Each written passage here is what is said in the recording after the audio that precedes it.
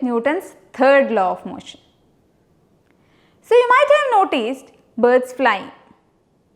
Birds, while flying, they push the air backward and they move forward. Similarly, in the case of a frog, they move the water backward and they move forward. These are due to Newton's third law of motion. So what does Newton's third law of motion state? So Newton's third law of motion states that for every action there is an equal and opposite reaction. So let's take an example of this. That is, here you can see that a man is standing in a boat. So when he tries to jump from the boat, he is applying a force on a boat and the boat moves backward.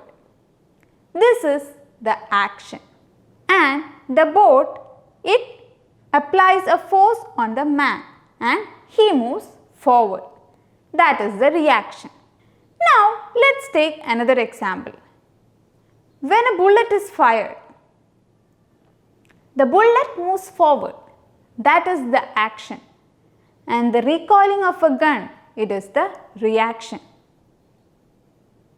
So in all these cases, the first body applies a force or action on the second body, and in turn the second body applies a force or applies a reaction on the second body.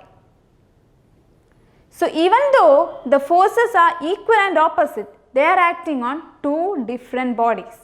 So they don't cancel out each other.